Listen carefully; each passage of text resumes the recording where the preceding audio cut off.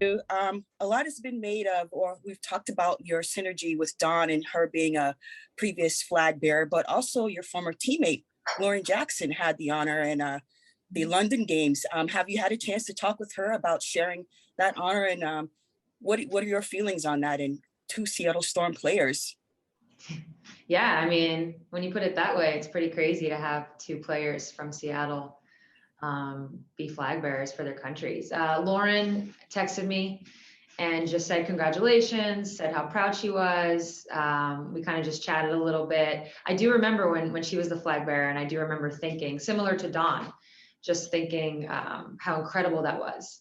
So to be sitting here now, still, even a couple of days later, is really mind-blowing for me.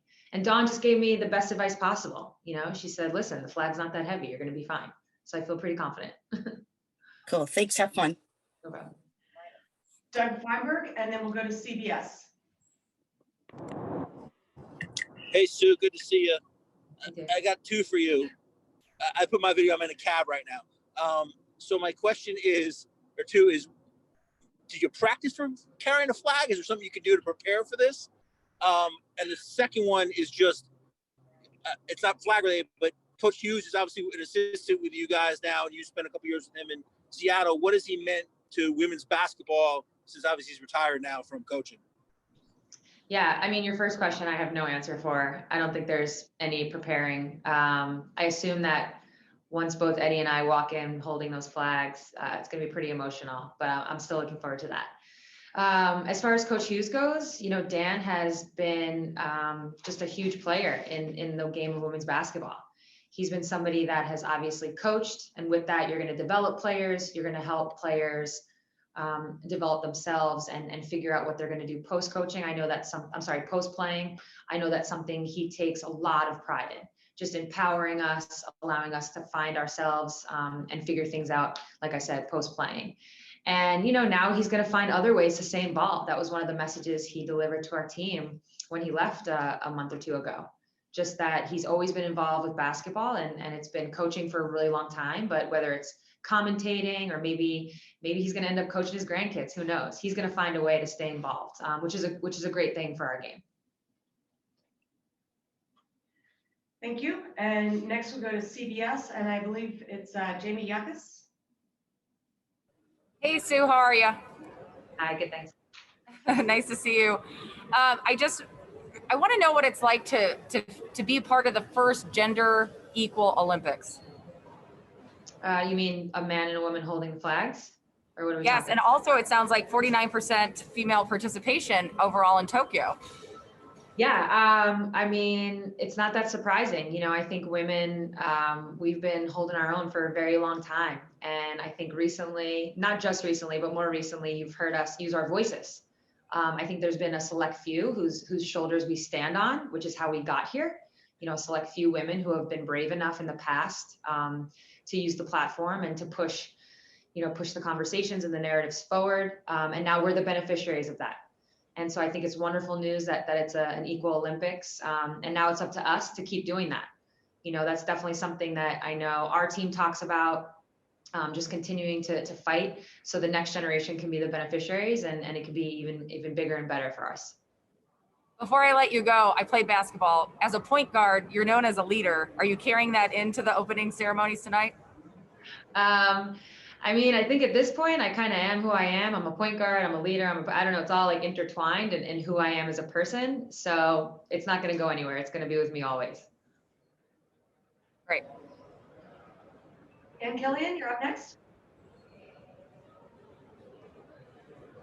Ann, go ahead and unmute yourself. All right, Ann. Oh, Sorry about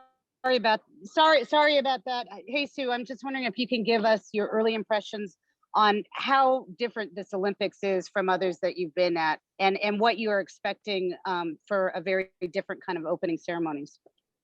Yeah, I mean, of course, it's been wildly different. You know, we did get to go to the village the other day, which was great. There actually was a sense of normalcy within the village, minus having to put on gloves when you entered the dining hall, having all the, you know, partitions for where you sat and ate. And of course, all the other protocols like hand sanitizer everywhere, which is good. I think the village kind of serves as its own little bubble. But outside of that, this has been incredibly different. I know opening ceremonies is going to be incredibly different. One of my favorite memories is when Dawn Staley was the flag bearer, and we got to walk in with her right at the front of the entire delegation and hearing the crowd roar when they announced the United States. And I know that's going to be different. There's going to be no roaring. It's just us walking in there to an empty stadium. In some weird way, I think women's basketball, men's basketball as well, from our WNBA, NBA experiences are kind of used to this, bubble-like atmosphere. We did this last summer, and it was really awkward and strange first playing a game with no crowd. And then you kind of get used to it.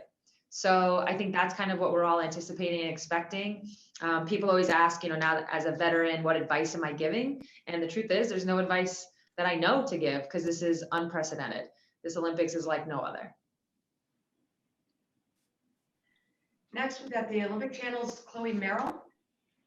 Hi, Sue. How significant a moment was it to have Diana reveal the news to you in front of everybody? It seemed like a really wonderfully intimate moment.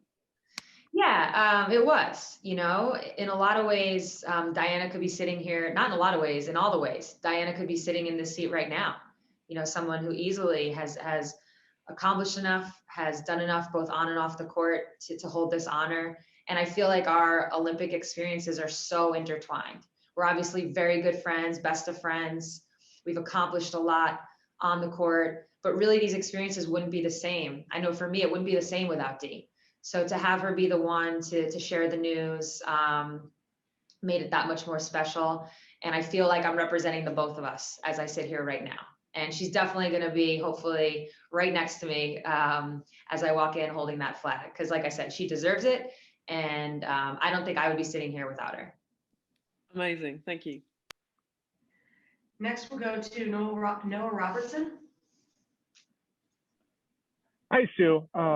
Please excuse any background noise. I'm in the bullpen right now. For the earlier question, it is going to be the most gender equal games that we've ever had, but there's also been some pretty stark reminders, specifically with the Norwegian women's handball team, that the cultural shift that bring true gender equity are still in the works.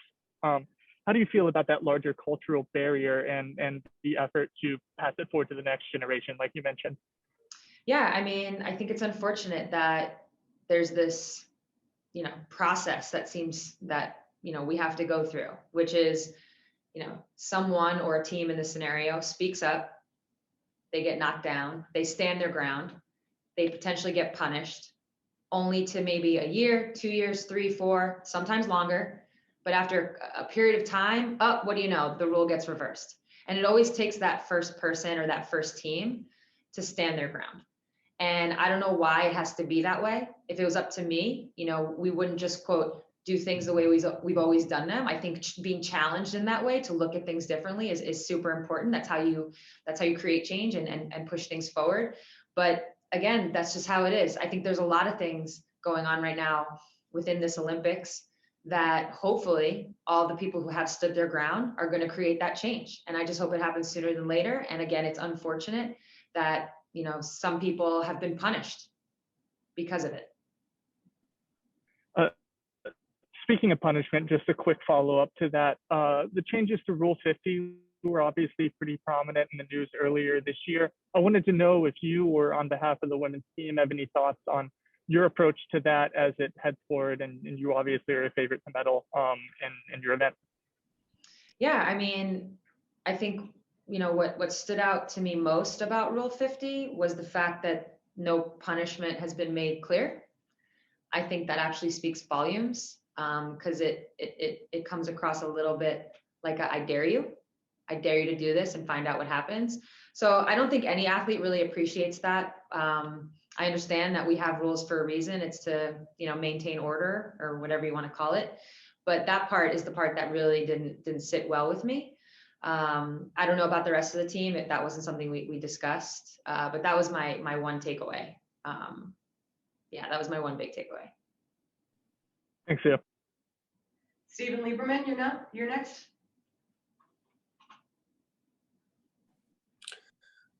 Okay, I just want to know, Sue, what's going to be going through your mind with emotions and thoughts and feelings as you're holding that flag and marching down the pathway with the USA team?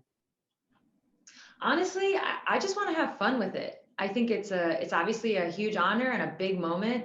And I'm so glad that my team's going to be there with me, because it's only right to kind of celebrate and enjoy it with them. And it's like I said, a huge honor to be asked to lead the entire delegation in. So I want to have fun. You know, that's what the Olympics are about. Yes, there are times to be serious.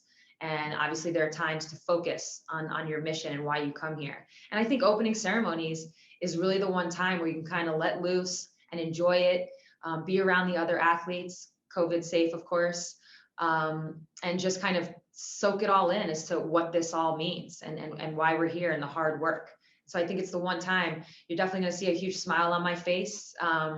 Generally speaking, I don't get emotional in public anyways. So I don't anticipate that in terms of like shedding a tear or that kind of emotion. I think the emotion you see is going to be happiness and excitement. Thank you.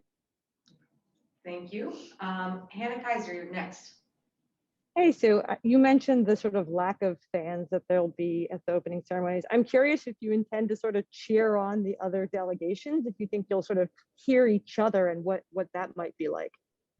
Yeah, I mean, your guess is as good as mine. I don't really even know yet. Here we are a couple hours away, and I don't really even know like where we're going to be, you know, held until it's our time to go in. If we'll have a chance to see anything, see other countries as they're announced, I really don't know. So yeah, I wish I had a better answer for you. I can let you know after. That's fine. Enjoy it. Thank you. Do we have any more questions for flag bearer Sue Bird? Seeing none, Sue, if you'd like to make any final closing comment before you go out and wave, the floor is yours. No, I mean, I hope Dawn didn't lie to me, and I hope the flag is light. Wish me luck.